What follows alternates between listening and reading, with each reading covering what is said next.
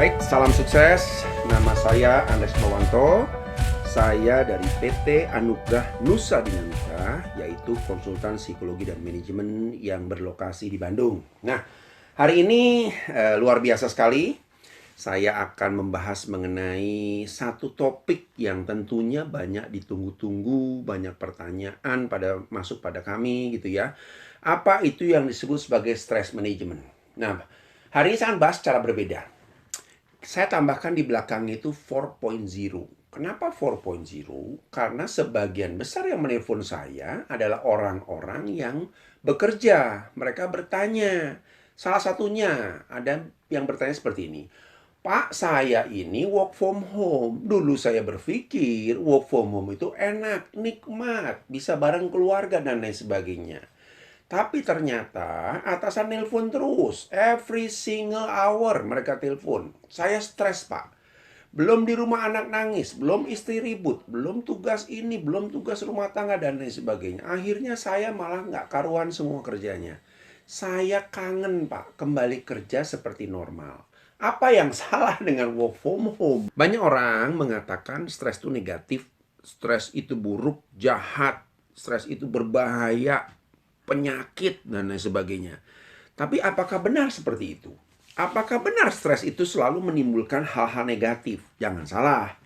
Ada stres dalam tahapan yang tertentu, sampai taraf tertentu, itu stres yang membuat Anda punya kemampuan untuk berprestasi.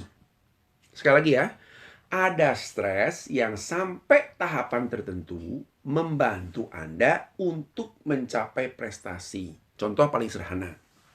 Anda dikasih tugas. Lalu pagi-pagi jam 6:30 atasannya telepon.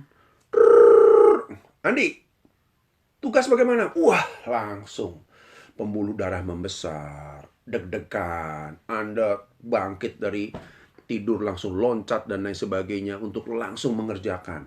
Artinya apa? Positif nggak? Positif.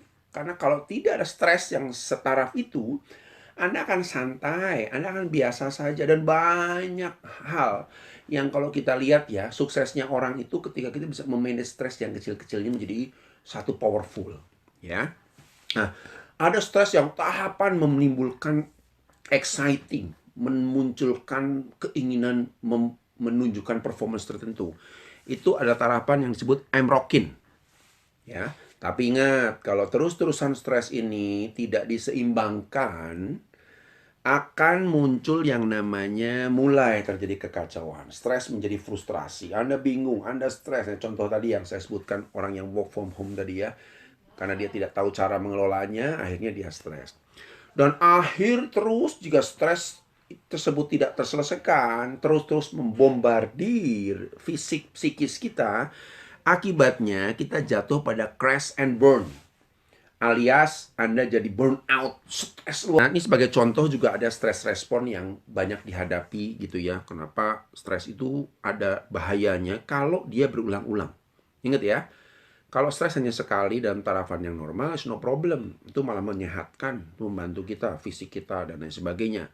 Tapi stres yang bombardir diri kita terus-menerus, itu bisa menyebabkan satu, nafas tersengal, bisa masuk ke glukosa meningkat, kena ke hati, lalu pembuluh darah, ya, lalu kadang-kadang matanya jadi menyempit gitu ya, lalu jantung, lambung, sampai ke masalah kulit.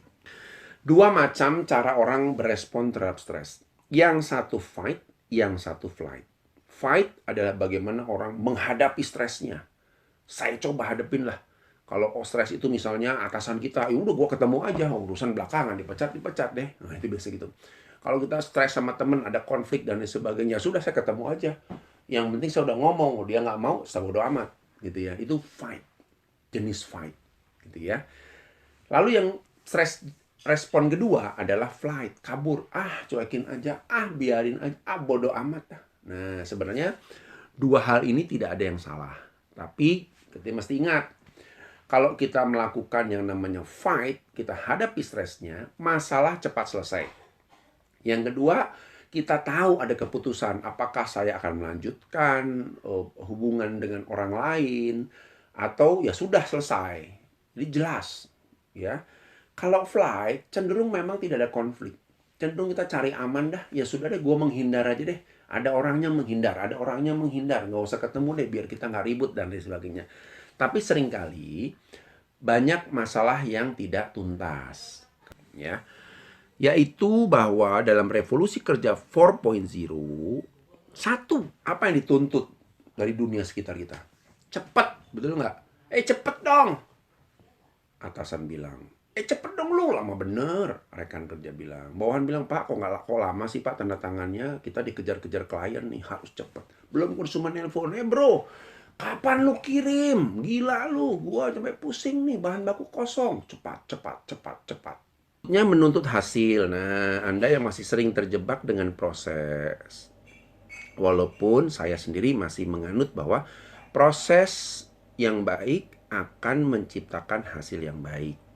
Tapi dalam kenyataan di dunia luar, atasan kita atau perusahaan pun menuntut hasil, titik. Proses terserah lu, tapi tolong yang cepat. Yang penting hasil. Nah, ini juga buat stres nih kadang-kadang. Saya nih katanya ngikutin prosedur, tapi kalau udah dituntut hasil, apalagi kalau klien udah komplain, saya jadi stres gitu kan ya. Ini bagaimana nih ceritanya nih? Yang terakhir menuntut fleksibilitas. Nah, ini juga sama. Kadang-kadang kita mesti belajar fleksibel. Ya, nggak usah tension tinggi terus. Temen ngomong apa, tersinggung. Temen ngomongin sesuatu, ingin ajak debat.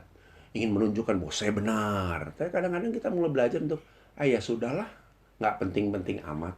Ya, saya tidak menyarankan Anda menjadi orang yang super cuek. Tapi saya menyarankan Anda untuk fleksibel. Memilih mana yang harus Anda konfrontasikan, mana yang harus Anda hadapi, dan mana yang harus dicuekin.